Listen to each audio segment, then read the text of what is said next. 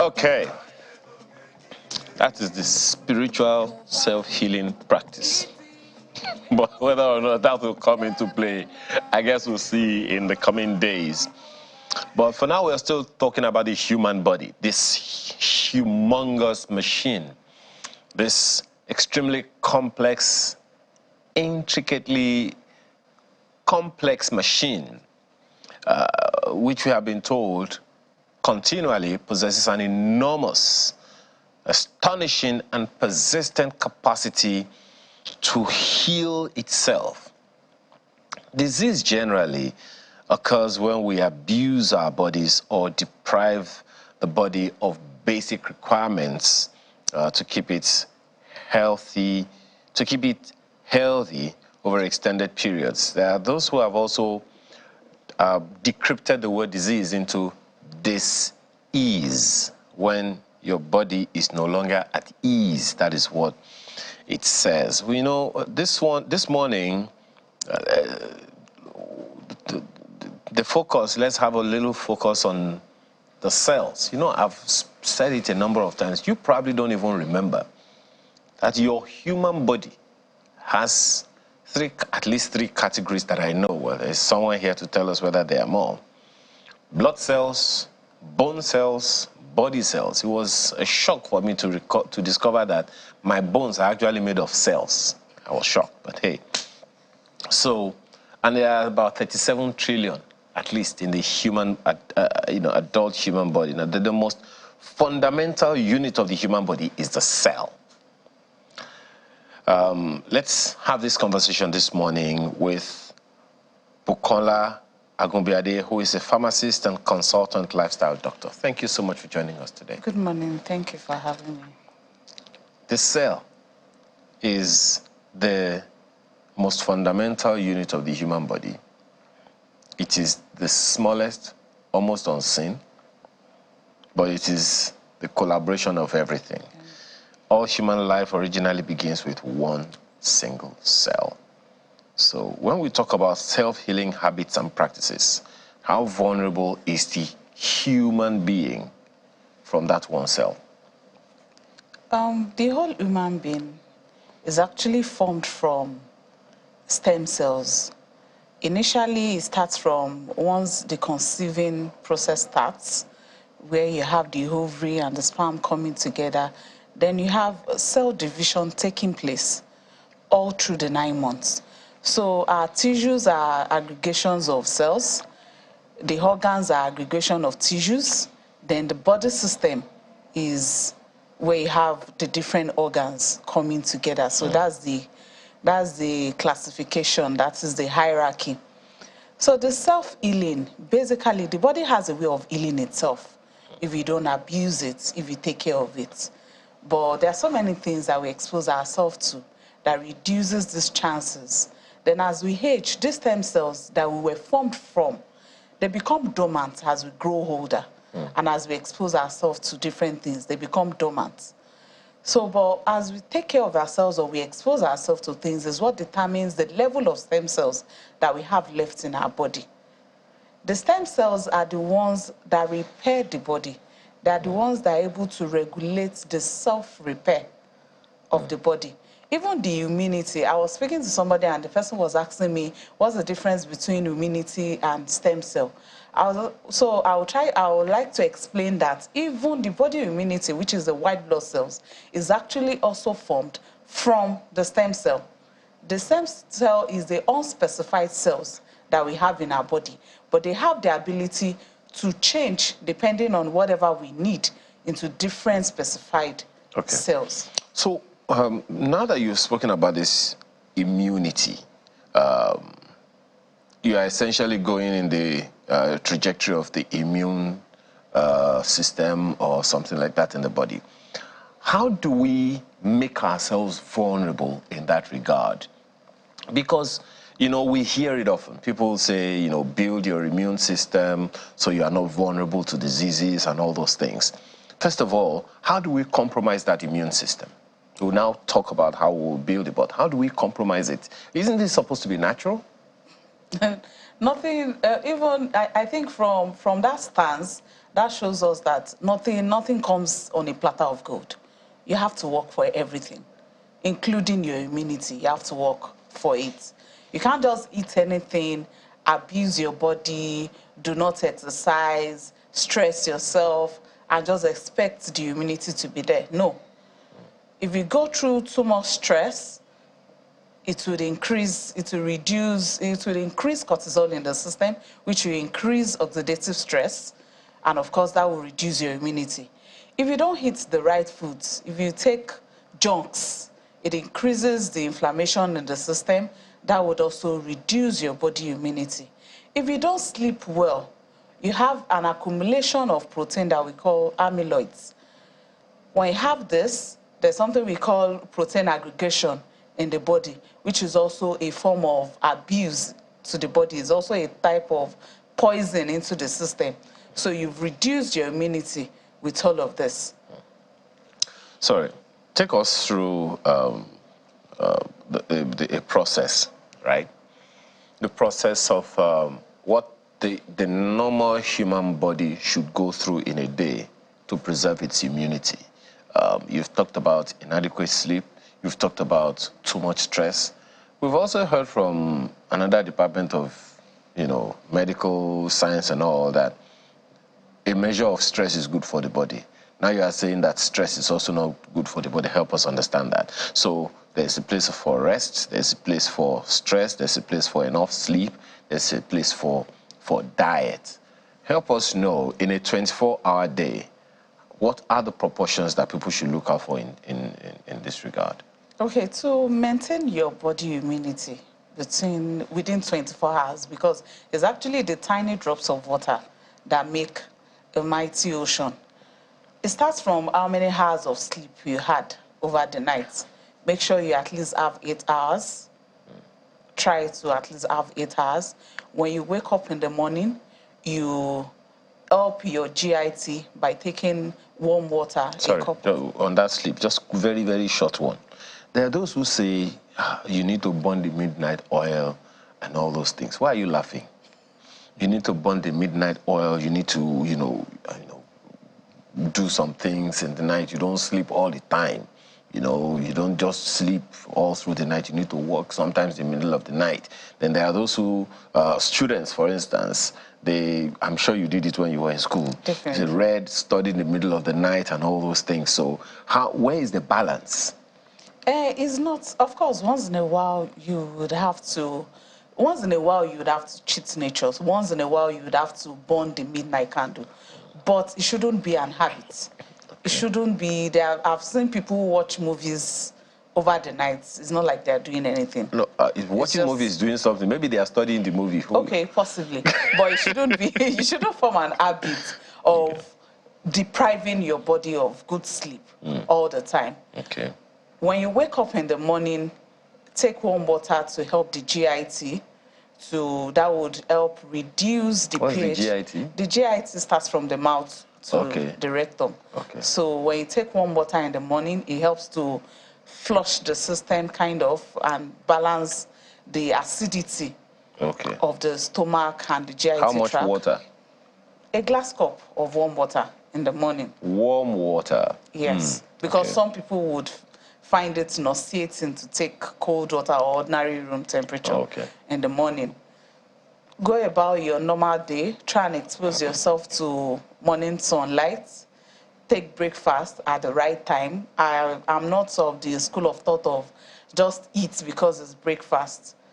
Try and eat when you're hungry, or have a schedule of how you eat. Make sure you don't starve, and make sure you don't overeat. Okay. You take good breakfast, a lot of protein, a lot of vegetable, carbohydrate, depending on your activity level for that day. Okay. You take your lunch. On the breakfast and lunch, what if the person is fasting? Ramadan time, Lenten time. That's what I said. That takes about 1 month each. That's and there are those who have, 12. My apologies, there are those who have, intermittent fasting from time to time. Those are exceptions. Okay. Those are exceptions. Of course, when That's you have... the part of cheating nature, right? Yes, that's Okay. a part of cheating nature. No, but it also comes with its benefits.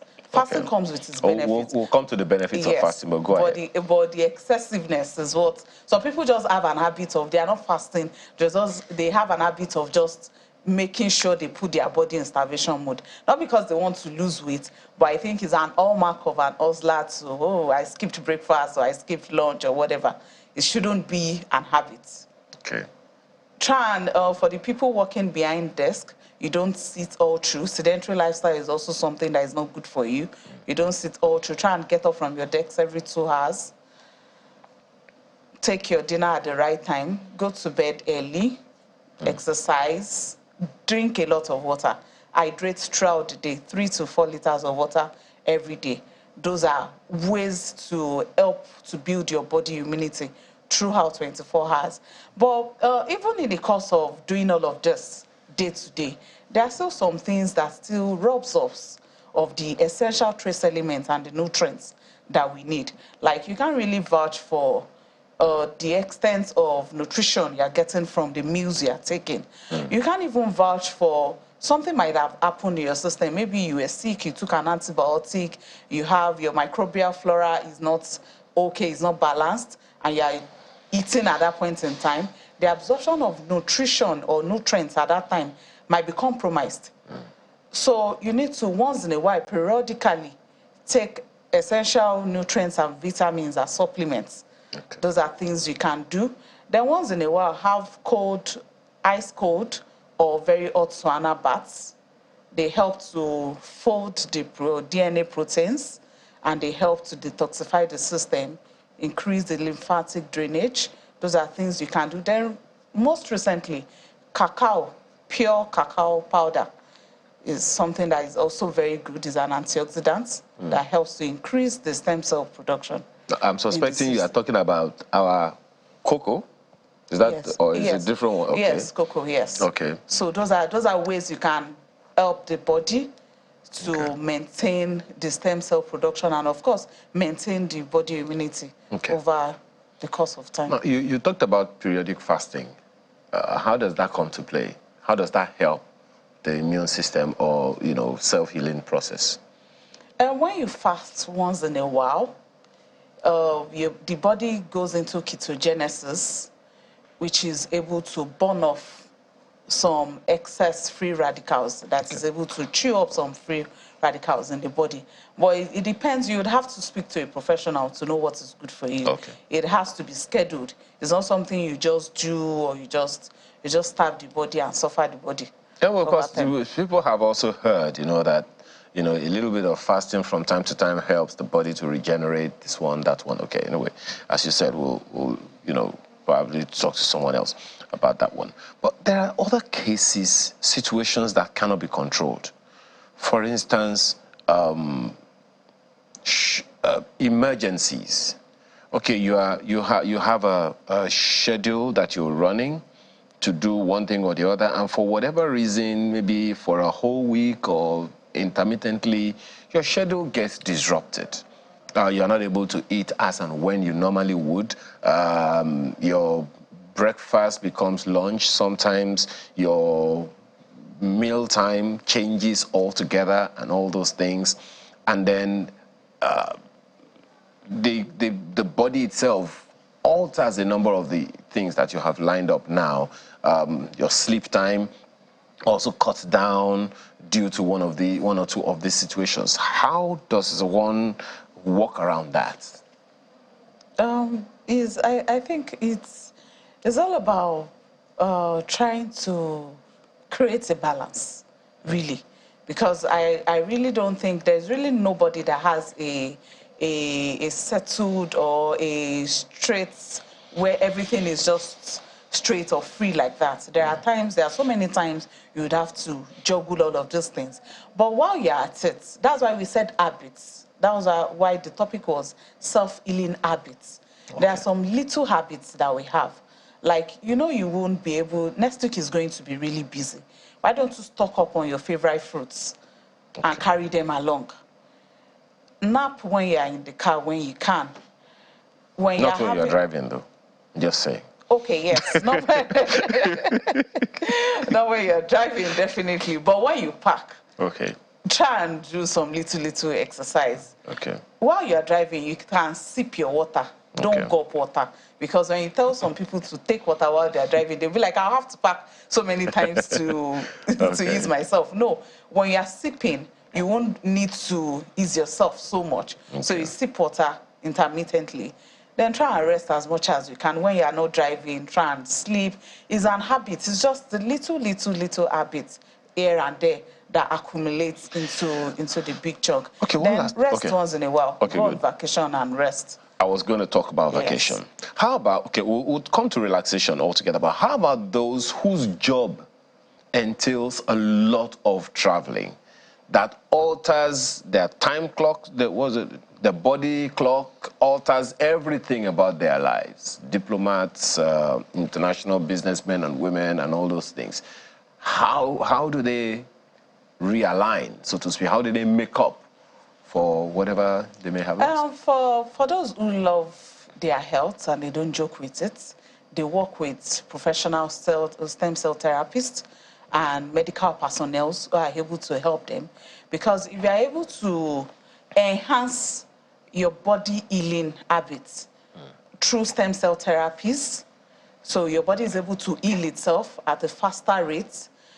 During stem cell therapy, they give you a lot of antioxidants that you take as supplements or as IV treatment, whatever, to increase your metabolism. So your body will be able to cope with the level of stress that you are doing. Yes. So that is what they do.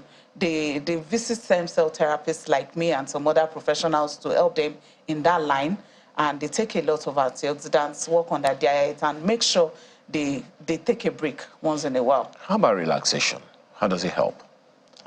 Of course, relaxation is the same thing as sleep. It helps a lot. Okay. Just this one thing. It's been eating at me. I was hoping that I wouldn't have to mention it. How about those who have, I don't know how to, those whose diseases didn't come, or like maybe blood pressure, those that are from genetic, foundations, like, blood pressure and a number of other situations like that could, injure their health as well. What do they do? For people who are genetically hypertensive, there's also the part of we call something epigenetics, which is how your body reacts to the behavior and how the environment and your behavior affects the expression of your DNA. So the fact that you have it genetically does not mean it has to express. Okay. So when they work with professionals, they can help them keep a tab on it. Apart from diabetes, we have autoimmune diseases, which are things that are genetically transferred. But these are things that working with a stem cell therapist and medical professionals can help you put a tab on it, because the body heals itself by itself. Okay. So the wrong DNA expressions will not happen. Well, food for thought. Thank you so much this morning for coming and giving us these perspectives. Bukola Agumbiade is a pharmacist and consultant lifestyle doctor. Thank you again for your time. Truly appreciate it. Thank you for having me. Now we know how we can heal ourselves. We're back right after now. Do stay with us.